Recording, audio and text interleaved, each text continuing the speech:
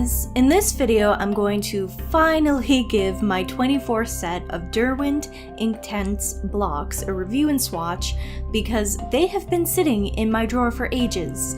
A year, maybe?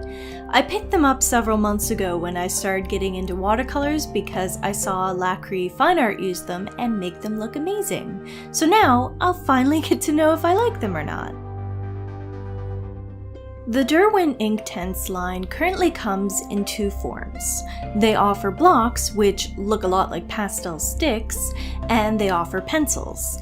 Inktense refers to the fact that these are not watercolor. They are, in fact, water-soluble ink. Being that they are ink, they're supposed to be permanent, unlike watercolor, which you can lift with various degrees of ease and various degrees of staining. I'll test that later on in the video. The blocks are sold individually or in tins of 12, 24, 36, or 72, with 72 being the full color range. I own the 24 tin, which is slim and it doesn't take up too much space. Inside, the blocks rest in a kind of cheap plastic palette with a few mixing wells. The tin itself doesn't appear to be meant to be used for mixing since there's text on the top and the bottom has a weird rectangular outdent shape. Not sure if my camera picks that up. I don't hate the packaging, but there isn't any way to identify the colors except on the sticks themselves, which means if you use the sticks enough, you won't know the 4-digit number for the color unless you always keep them in the same spot on the palette and create a swatch sheet. If you want to expand your collection by buying the sticks individually, you would have to find some way to store and identify them. In researching Inktense, but after I'd done my swatches, I discovered they do have full color names on their swatch sheet online, which I will include screen footage of here. I actually didn't realize any of these products were at all light fast, but the last column on this sheet gives a number for the light fastness rating, with 8 being highest.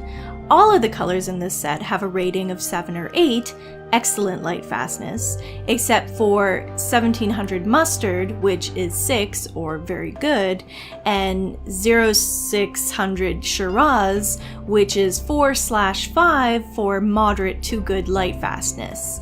They're also all vegan, which is frankly incredible. Art products aren't always focused on being vegan, often using carmine for red pigment, and ivory black is the most common black paint put in palettes, unfortunately. As per usual, I created a swatch sheet in InDesign and then printed it on cheap watercolor paper. Normally I add the stripes to test transparency with a Sharpie, but I added them in the printout this time. At the time I printed this sheet, I didn't realize the colors had proper names, so they're all referred to by their 4-digit numbers instead. I swatch the sticks the same way I swatch watercolors, by activating the paint, in this case, ink, with water and then using more water to create a gradient. The sticks activate very quickly in most cases. I tried to add water to the end of the stick that does not have the 4-digit number, but I'm not sure why I bothered. As I've mentioned in the past, I do need to work on water control, so the swatches aren't the neatest. I also had a number of issues with this particular brush shedding. I want to use it because it stains less than my other brushes, and I do know that these Inktense stain quite a bit, but I think it's on its way out because it just left hairs everywhere. The blocks, I don't know why I keep wanting to refer to them as sticks. They have a weird texture, sort of like a very dense pastel. This means that dust from the blocks releases within the tin and ends up dirtying the neighboring blocks. I didn't notice many of the colors suffered from this, except for 1800 Baked Earth. I mean, I don't find the color the nicest anyway, but it had a few dark flecks in it that could probably be blamed on the darker colors in the palette.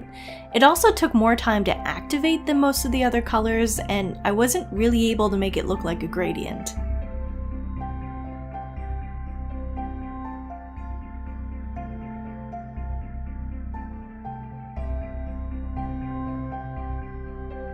These last two swatches in this column are Ink Black and Antique White. As you can see, the black is incredibly rich and pigmented. Perhaps more impressive is the white. With watercolor, white isn't really a useful color. If you need a paler version of a color, it's best to dilute the paint. With Inktense, the white is incredibly strong and can be used to create some very interesting effects. Okay guys, I did mess up and neglected to hit record on my camera when I did the second row of swatches, but I did record what they look like wet to refer to the dried swatches later. The second row is much prettier, so I'm very sorry I failed you in that regard. The second row also came out sloppier for some reason, but I think I get bored of swatching after not very long. I also tried mixing colors. The purple is a mix between a red and a blue, which came out kind of chalky looking and not as vibrant as I expected, but that could have been the blue I chose.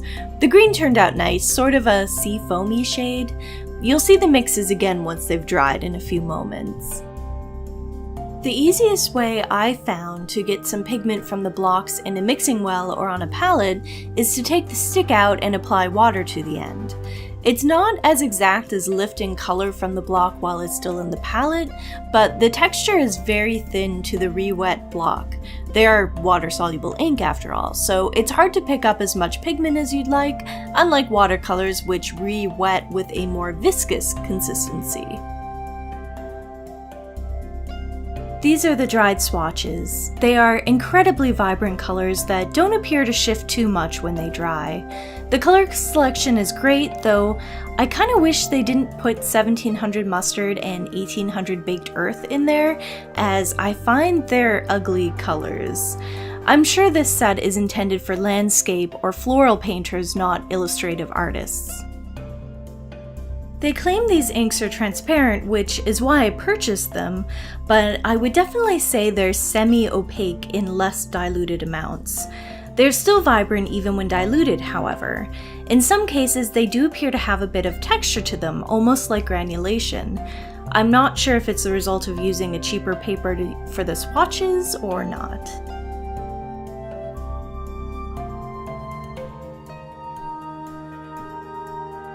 Another claim they make is that the inks are permanent once applied to paper or fabric or anything else, so I wanted to test that with my mixed swatches. I used my Derwent water brush to apply water to the swatch and then sopped it up with paper towel. As you can see, Inktense are staining, but they lift a lot easier than I expected, and a lot easier than Derwent claims. To sum up this review, I'm sure there are artists who would love these, and plenty of artists who do love them and create beautiful pieces with them. Lacquery Fine Art comes to mind as someone who produces amazing artwork using Inktense, both pencils and blocks. I will definitely give these another shot in the future, but right now I'll probably stick to my watercolors and use these to add to my watercolor pieces.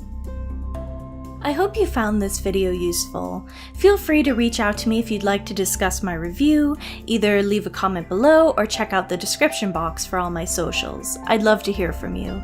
If you enjoyed this video, please like and subscribe. I upload new art videos every Friday. Thank you so much for watching, and I hope to see you at the next video. Bye!